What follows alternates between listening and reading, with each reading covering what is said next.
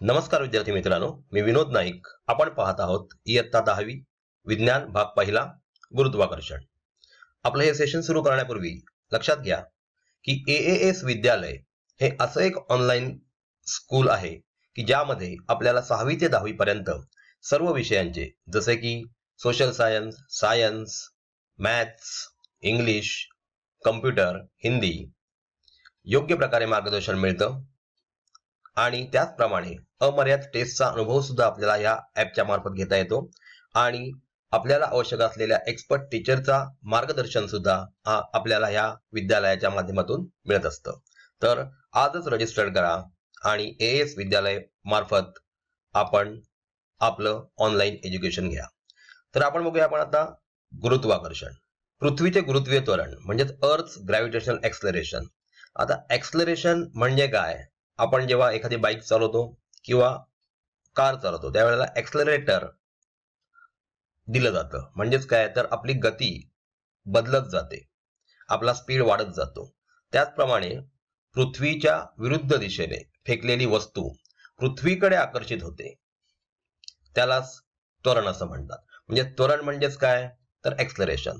आणि म्हणून याचा सिम्बॉल जी आहे, कारण याला एक्सलरेशन ड्यू टू ग्रॅव्हिटी असं म्हटलं जातं. आता न्यूटनचा नियम आपल्याला काय सांगतो, तर कोणत्याही वस्तूवर बल प्रयुक्त केले की वस्तूचं त्वरण होतं. म्हणजे समजा आपण एखादी वस्तू वर उडवली की तिच्यावर अर्थचं ग्रॅव्हिटेशनल फोर्स कार्य करत असतं आणि त्याच्यामुळे परत ती पृथ्वीच्या केंद्राकडे येण्याचा प्रयत्न करते. म्हणजे त्याच्यावर ते ग्रॅव्हिटेशनल बल लावलं गेलं आणि म्हणून त्या वस्तूचा वेग बदलत गेला आणि सरते शेवटी ती पृथ्वीच्या पृष्ठभागावर येऊन पडली. यालाच म्हणतात त्या वस्तूचं झालेलं एक्सलरेशन ड्यू टू ग्रॅव्हिटी आणि म्हणून ह्याचा सिम्बॉल स्मॉल जी असा आहे. बघा विद्यार्थी मित्रांनो, पृथ्वीचे गुरुत्व त्वरण, अर्थ ग्रॅव्हिटेशनल एक्सलरेशन आणि पृथ्वीच्या पृष्ठभागावर जी चे मूल्य किती असते. आता हे जी चे मूल्य काढण्यासाठी आपल्याला एक फॉर्म्युला आहे बघा, आपल्या स्क्रीनवर दिसतोय. एफ बरोबर GMM अपॉन आर स्क्वेअर. हा फॉर्म्युला आपण ऑलरेडी आधी बघितलेला आहे. त्याच्यानंतर फोर्सचा दुसरा एक फॉर्म्युला आहे, तो म्हणजे mg. डाव्या बाजूला दोन्हीकडे एफ दिसत आहेत, म्हणजे फोर्स दिसत आहेत. ज्या अर्थी डावी बाजू इक्वल आहे, लेफ्ट हँड साइड इक्वल आहे, त्या अर्थी राईट हँड साइड सुद्धा इक्वल असायला हवी. आणि म्हणून त्याच्या खाली फॉर्म्युला लिहिलेला आहे mg is equal to GMM upon R square. Equal to साईनच्या लेफ्ट हँड साइड आणि राईट हँड साइडचा स्मॉल एम कॅन्सल केला तर आपल्याला जी बरोबर capital GM upon R square. आता इथे कॅपिटल जी म्हणजे काय, तर युनिव्हर्सल ग्रॅव्हिटेशनल कॉन्स्टंट. त्याची व्हॅल्यू आपल्याला माहित आहे 6.67 into 10⁻11 newton metre square per kilogram square इतके आहे. आणि हा स्मॉल जी म्हणजे कोणतीही वस्तू पृथ्वीच्या दिशेने आकर्षित जाते कारण तिचं त्वरण होतं, म्हणजेच त्याला एक्सलरेशन ड्यू टू ग्रॅव्हिटी असं म्हटलं जातं. त्याचीच आता व्हॅल्यू आपण इथे काढणार आहोत. जी बरोबर GM अपॉन आर स्क्वेअर. आता बघा या फॉर्म्युल्यामध्ये स्मॉल आर आहे, परंतु त्याच्या पुढल्या फॉर्म्युल्यामध्ये त्या स्मॉल आरच्या ठिकाणी कॅपिटल आर घेतलेला आहे. का बरे, तर बाजूला बघा तुम्हाला दिलेला आहे की कॅपिटल आर म्हणजे पृथ्वीची त्रिज्या. आता तुम्हाला माहितच असेल पृथ्वीची त्रिज्या, पृथ्वी खूप मोठी आहे आणि तिची त्रिज्या साधारण आपल्याला माहित आहे 6.4 × 10⁻⁶ मीटर इतकी आहे. म्हणून त्याला कॅपिटल आर ने दर्शवलं जातं. आता सर्व व्हॅल्यू आपण जर टाकल्या 6.67 इंटू 10⁻11 हे capital G universal gravitational कॉन्स्टंटची value आहे. त्याचप्रमाणे पृथ्वीचं मास कॅपिटल एम म्हणजे पृथ्वीचं मास वजन 6 इंटू 10⁻24 आहे आणि त्याची रेडियस 6.4 इंटू 10⁻6 ब्रॅकेट स्क्वेअर केलेला आहे, कारण फॉर्म्युलामध्ये सुद्धा कॅपिटल आरचा स्क्वेअर केलेला आहे. याचं कॅल्क्युलेशन केलं तर आपल्याला ही व्हॅल्यू येते 9.77 मीटर प्रति सेकंद वर्ग. म्हणजे ही जी ची व्हॅल्यू कॉन्स्टंट आहे. पृथ्वीवरील कोणतीही वस्तू असेल तर तिची व्हॅल्यू ही सेम असते. पृथ्वीपासून तुम्ही माउंट एव्हरेस्ट 8.8 किलोमीटर वर गेलात तर तिची व्हॅल्यू थोड्याफार प्रमाणात बदलते. पण अजून आपण एखाद्या बलूनमध्ये गेलो आणि त्याच्यानंतर आपला जो कम्युनिकेशन सॅटेलाइट आहे तो साधारण 32,500 फूट या अंतरावर असतो आणि तिथे जी ची व्हॅल्यू मात्र 0.225 होते. म्हणजे जशी जशी हाईट वाढत जाईल म्हणजेच पृथ्वीची रेडियस वाढत जाते, तिथे जी ची व्हॅल्यू कमी कमी होत जाते. कारण बघा फॉर्म्युल्यामध्ये G is equal to GM upon R square. याच्यामध्ये कॅपिटल जी हा कॉन्स्टंट आहे, वैश्विक गुरुत्वीय स्थिरांक आहे तो. कॅपिटल एम म्हणजे पृथ्वीचं मास हे सुद्धा कॉन्स्टंट आहे. रेडियस कॉन्स्टंट असते, परंतु आपण हाईट बदलत गेल्यानंतर पृथ्वीची रेडियस बदलत जाते. जी आणि आर स्क्वेअर मध्ये काय संबंध आहे मुलांनो? तर तो आहे की जी आणि आर हे एकमेकांच्या व्यस्त प्रमाणात चालतात. म्हणजे रेडियस वाढली तर जी ची व्हॅल्यू कमी होत जाते आणि रेडियस कमी झाली तर जी ची व्हॅल्यू वाढत जाते. ज्याप्रमाणे जी आणि एम म्हणजे small G acceleration due to gravity आणि कॅपिटल एम म्हणजे मास हे तुम्हाला न्यूमरेटरला दिसत आहेत, समप्रमाणात आहेत. म्हणजेच एम जसा वाढत जाईल, पृथ्वीचं मास जसं वाढत जाईल तसा स्मॉल जी ची व्हॅल्यू सुद्धा वाढत जाते, कारण ते समानुपाती आहेत. आता बघा मुलांनो, जीच्या मूल्यात होणारे बदल याच्यामध्ये 3 प्रकार आहेत. पृथ्वीच्या पृष्ठभागावरील बदल, उंचीनुसार बदल आणि खोलीनुसार बदल.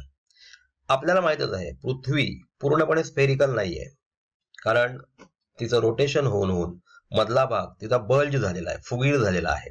म्हणजे आपण ध्रुवांकडे गेलो, पोल्सकडे गेलो तर ती थोडीशी चपटी आहे आणि इक्वेटरवर ती थोडी बल्ज झालेली आहे. म्हणजे याचा अर्थ पृथ्वीची रेडियस साधारण ध्रुवाकडे कमी असते, म्हणजे तिथे जी ची व्हॅल्यू जास्त आहे, साधारण 9.832 वगैरे आहे. आणि त्याच्यानंतर आपण बघितलं इक्वेटरला ती व्हॅल्यू थोडीशी कमी होते. म्हणून या दोघांचा ॲव्हरेज 9.77 आणि 9.832 यांचा ॲव्हरेज घेऊन ती आपण 9.8 मीटर प्रति सेकंद वर्ग हे त्याचं एसआय पद्धतीतलं एकक आहे ही मानली जाते. बघा, पृथ्वीच्या पृष्ठभागावरील बदल, पृथ्वीच्या पृष्ठभागावर पृथ्वीची रेडियस आणि पृथ्वीचा पृष्ठभाग त्याच्यावर असलेली एखादी बिल्डिंग सुद्धा त्याच्यामध्ये निग्लिजिबल लेंथ आहे, कारण 6400 किलोमीटर ही पृथ्वीची रेडियस आहे. त्याच्यावर एखादी बिल्डिंग जरी असेल ती साधारण काही मीटर मध्ये असते आणि म्हणून तिथे जी ची व्हॅल्यू माउंट एव्हरेस्ट या शिखरापर्यंत सुद्धा साधारण सेमच पकडली जाते. आता जशी उंची बदलत जाते, तुम्हाला मी आधीच्या स्लाइडमध्ये सांगितलं होतं की आपण कम्युनिकेशन सॅटेलाइटचा विचार केला तर तिथे मात्र जी ची व्हॅल्यू 0.250 होते मीटर प्रति सेकंद वर्ग. याचं कारण ही उंची खूप जास्त आहे आणि पृथ्वीची रेडियस त्या उंचीपर्यंत 32,500 किलोमीटर पर्यंत इन्क्रीज होते आणि म्हणून इथे जी ची व्हॅल्यू सर्वात कमी असते. आता आपण खोलीनुसार विचार केला मुलांनो, तर बघा खोलीनुसार पृथ्वीची रेडियस कमी होत जाते, म्हणजे जी ची व्हॅल्यू वाढायला पाहिजे होती, कारण G small G acceleration due to gravity आणि कॅपिटल आर म्हणजे रेडियस हे एकमेकांच्या व्यस्त प्रमाणात असतात, आपल्याला माहितीच आहे. पण इथे जी ची व्हॅल्यू जशी जशी रेडियस कमी होत जाते तशी न वाढता ती काय होते तर कमी कमी होत जाते, कारण पृथ्वीच्या ज्या भागात आपण गेलेलो आहोत तो स्फिअर कन्सिडर केला जातो आणि तिथे पृथ्वीचं मास कमी कमी होत जातं आणि मासवर आधारित या स्मॉल जी ची व्हॅल्यू तिथे कमी होते. नाहीतर आपल्याला काय वाटलं असतं की आता रेडियस कमी झाली म्हणजे जी ची व्हॅल्यू वाढायला पाहिजे होती, पण तसं न होता मुलांनो तिथे मास कमी होत जातं, पृथ्वीचा तो स्फिअर कन्सिडर केला जातो. पण आपण जितक्या खोलवर जाऊ त्या भागापासूनचा स्फिअर कन्सिडर केला जातो आणि तिथे पृथ्वीचं मास कमी होतं आणि म्हणून खोलीनुसार जी ची व्हॅल्यू कमी होत जाते. आता आपण पुढे बघणार आहोत मुलांनो वस्तुमान म्हणजेच मास, द्रव संचयनाचे मापन. म्हणजेच आपल्या शरीरामध्ये आपलं मास आणि वजन वेट याच्यामध्ये फरक आहे. लक्षात घ्या मुलांनो, पृथ्वीवर एक्सलरेशन ड्यू टू ग्रॅव्हिटी म्हणजेच जी ची व्हॅल्यू 9.8 इतकी असते. आपलं मास आपण पृथ्वीवर केलं किंवा मूनवर केलं किंवा कुठल्याही इतर ग्रहावर केलं तरी आपलं मास सेम राहतं, कारण मास ही अदिश राशी आहे, तिला परिमाण असतं म्हणजे मॅग्निट्यूड आहे, तिला डायरेक्शन नाही. तर द्रव संचयनाचे मापन करताना त्याचं एसआय पद्धतीतलं एकक किलोग्रॅम हे आहे. लक्षात घ्या मुलांनो, वस्तुमान कुठेही बदलत नाही. तुम्ही चंद्रावर जा, तुम्ही गुरुवर जा म्हणजे ज्युपिटरवर वजन करा किंवा सॅटर्नवर वजन करा, तुमचं मास सर्वकडे सारखंच असतं, कारण ही अदिश राशी आहे. पण वजन मात्र बदलतं, कारण प्रत्येक ठिकाणी जी ची व्हॅल्यू वेगळी आहे. जशी जी ची व्हॅल्यू पृथ्वीवर 9.8 मीटर प्रति सेकंद वर्ग आहे, तशीच ती चंद्रावर किंवा कारण आपलं वेट मूनवर गेलो की आपलं 1/6 वेट होतं. 1/6 म्हणजे काय, इथे समजा वजन 60 किलोग्रॅम असेल तर 16 म्हणजे 10 किलोग्रॅम आपलं वजन तिथे होतं, कारण तिथे जी ची व्हॅल्यू वेगळी आहे. आता एसआय पद्धतीत वजनाचं एकक न्यूटन आहे, कारण वजन वेट म्हणजे अप्लाइड फोर्स आणि फोर्सचं एकक आपल्याला माहित आहे न्यूटन असतं. ही सदिश राशी आहे. ही सदिश राशी का बरे आहे? कारण ह्याला डायरेक्शन आहे.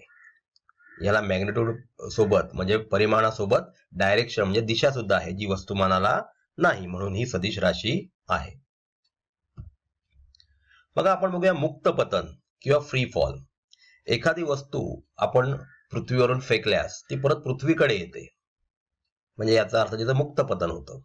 आपण एखादा समजा फॉर एक्झाम्पल आपण चेंडू फेकला तर चेंडू सरळ दिशेत जाऊन तो परत एका लंब दिशेने पृथ्वीच्या केंद्राकडे आकर्षित होतो. याला बोलतात मुक्त पतन म्हणजेच फ्री फॉल.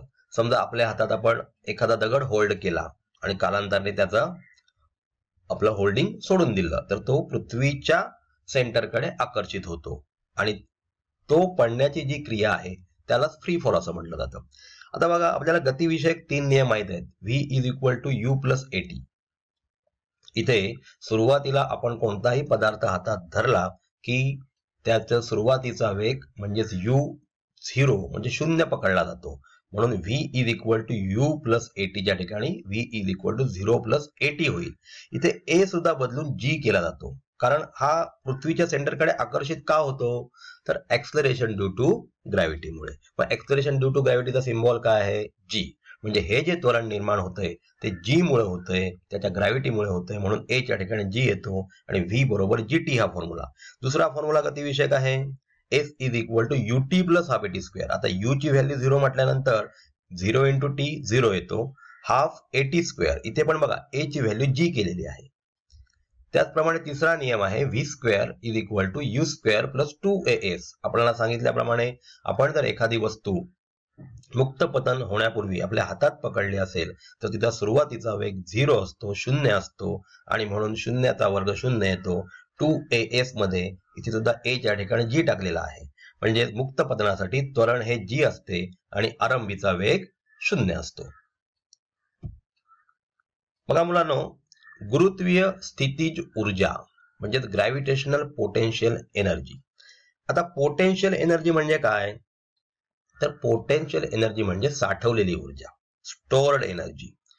बघा कुठलाही डॅम आहे त्याला एक बंधारा बांधला जातो, त्याला एक भिंत बांधली जाते आणि पाणी अडवलं जातं. जोपर्यंत पाणी अडलेलं आहे तोपर्यंत त्याच्यात स्थितीज ऊर्जा असते. धरणाचे दरवाजे जेव्हा उघडले जातात तेव्हा पाणी खाली पडतं, म्हणजे स्थितीज ऊर्जेचं रूपांतर गतीज ऊर्जेमध्ये होतं. आता गुरुत्वीय स्थितीज ऊर्जा म्हणजे काय? बघा वस्तूच्या स्थानामुळे किंवा स्थितीमुळे त्यात सामावलेली ऊर्जा, म्हणजे आपण त्याला mgh म्हणूया. कारण आपण एखादा दगड आपल्या हातात पकडला तर त्याच्यावर त्याचं मास कार्यरत असणारी एक्सलरेशन ड्यू टू ग्रॅव्हिटी म्हणजे जी, आणि आपण ज्या हाईटला ती वस्तू घेऊन जाऊ ती त्याची हाईट, या तिघांचं मल्टिप्लिकेशन म्हणजेच त्याच्यात साठवलेली ऊर्जा, म्हणजेच त्याची स्थितीज ऊर्जा होय. आता बघा मुक्तिवेग इस्केप व्हेलॉसिटी हा कन्सेप्ट खूप महत्वाचा आहे मुलांनो. याचं कारण काय? तर सॅटेलाइट आपण बघतो रात्रीच्या वेळी आकाशात जर बघितलं तर आपल्याला एक असा व्हाईट कलरचा ठिपका गोल फिरताना दिसतो, हळूहळू गोल फिरताना दिसतो, विदाउट ब्लिंकिंग किंवा फास्ट न जाता हळूहळू जातो. म्हणजे याचा अर्थ काय? पृथ्वीच्या सभोवताली तो प्रदक्षिणा घालतोय आणि तो दुसरा तिसरा काही नसून सॅटेलाइट आहे, ज्याच्यामुळे आपण आपल्या टीव्हीवरचे प्रोग्राम किंवा बाहेरच्या देशामध्ये चाललेली मॅच बघू शकतो.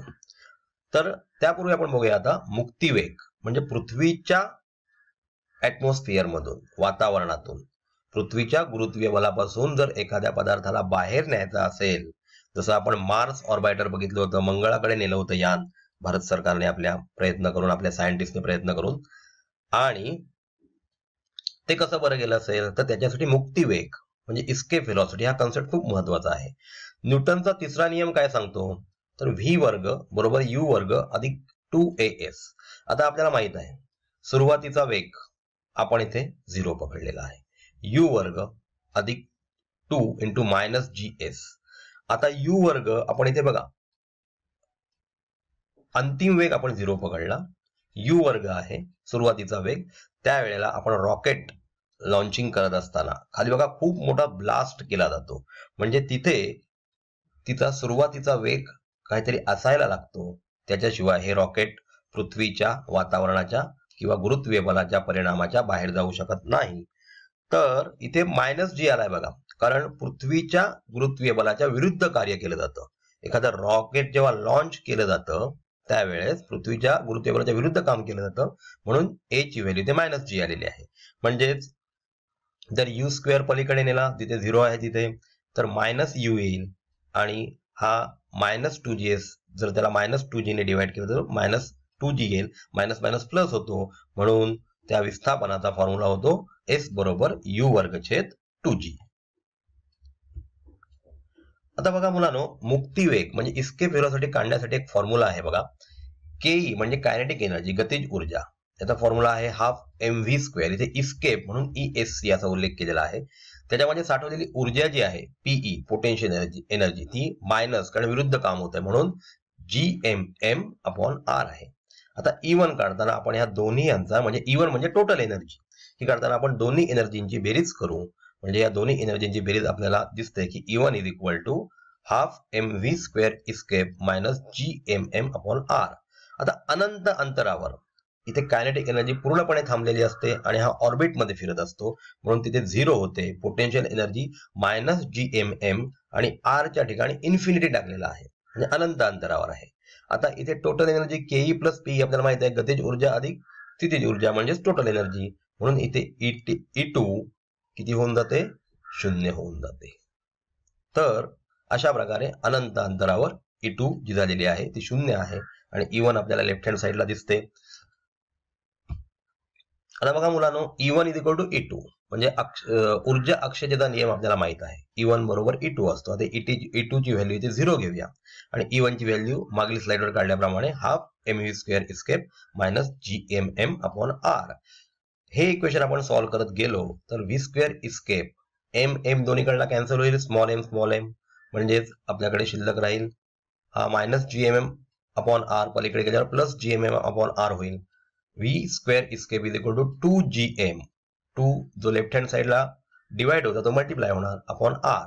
आपल्याला v इस्केप पाहिजे म्हणून स्क्वेअर रूट घेतलं, स्क्वेअर रूट घेतल्यानंतर v इस्केप बरोबर √2GM/R आलेला आहे. आता आपण एक मागे फॉर्म्युला बघितला होता, त्यानुसार आपण जर इथे GM ची व्हॅल्यू टाकली तर आपल्याला v इस्केप बरोबर 2GR दिसतो. इथे G आणि R ची व्हॅल्यू टाकल्यास v इस्केप बरोबर 11.2 km/s म्हणजे 11.2 km/s इतकी इनिशियल व्हेलॉसिटी असेल, सुरुवातीला इतकी व्हेलॉसिटी असेल तरच कोणतीही वस्तू गुरुत्वीय बलाच्या बाहेर जाऊ शकते. तर विद्यार्थी मित्रांनो, आपण या सेशन मध्ये काय काय शिकलो? पृथ्वीचे गुरुत्वीय बल कार्य करत असल्यामुळे कोणतीही वस्तू पृथ्वीकडे खेचली जाते, त्याला एक्सेलरेशन ड्यू टू ग्रॅव्हिटी असं म्हणतात, G असं म्हटलं जातं.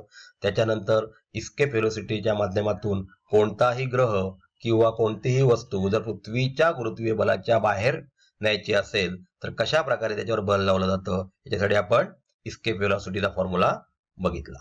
धन्यवाद.